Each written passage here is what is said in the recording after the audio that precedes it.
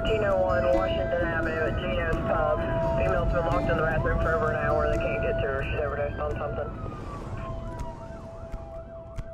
So, like, to give you a clear description of what life's like as a drug addict is bloody terrifying.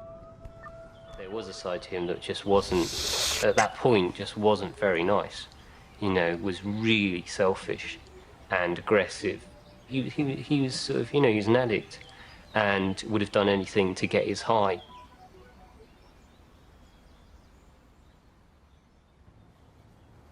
My aspirations were to start a family and everything. I mean, that's what I was thinking about, but it didn't happen. Drugs got in the way. I just started doing Percocets every day. I progressed from doing Percocets every day to doing dope every day. I mean, I knew fentanyl was in it. I knew it was cut with it. I started knowing when it was totally fentanyl, and my buddy told me it's just fentanyl. And I only went to him because it was more powerful and you get more bang for your buck.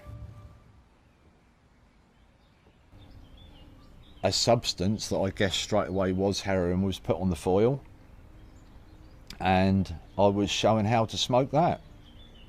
It numbed me to the point of I felt totally content.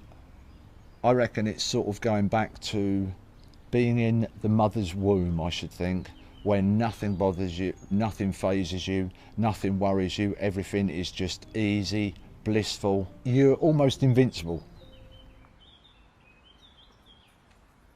I was smoking at the lab, smoking at home. I actually smoked in the evidence room. I was totally controlled by my addiction.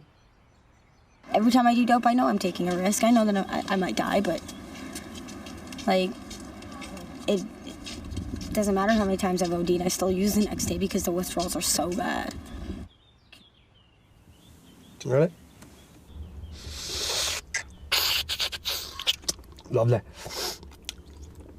I actually don't like the capsule, but I just love sniffing it. Power. Lovely. I tell you what, the taste of that's absolutely great, mate. You'll never forget that taste, mate. If you can imagine your intestines and your bones feeling like they are on fire 1 minute and then being frozen the next, you've got horrible sweats, you're being sick, you get diarrhea, you cannot keep still, you've got the twitches, your mind is just trying to switch off, you can't sleep. It's just the worst feeling, the worst experience I've ever gone through. That's when you start thinking, I am not in control of this.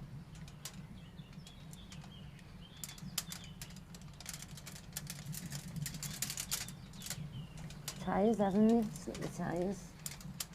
Just taking it. Doesn't feel like I'm full of cold, but after this, I feel normal. Just taking it to feel normal.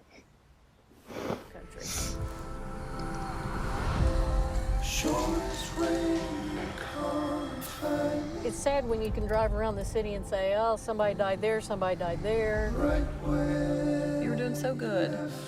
I lost my job and shit. I couldn't help it. This is the only place I could turn to. My problem is I'm addicted to heroin, so that's basically why I can't get off the street. I ended up losing my job in the housing industry. It got to the point where I wake up in the morning and I pop 10 at a time. And that was just to get me started through the day. You know, around 12 o'clock, noon, shit, I'm getting high again off the motherfuckers. I'm taking another 8. By the time it's nighttime, well, I'm getting ready to, you know, close the day. Another 8, 9, maybe even 10. Throughout the whole day, man, I just popped about 50 goddamn pills. I've been one of the lucky ones. I've been through all of that, abused my body to such an extent, because to have regrets, we cannot change it, so you have to embrace the good and the bad in your life and just cherish this life.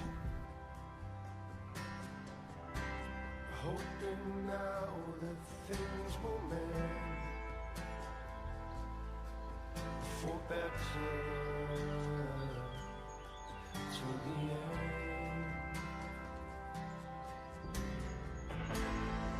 Don't shy away.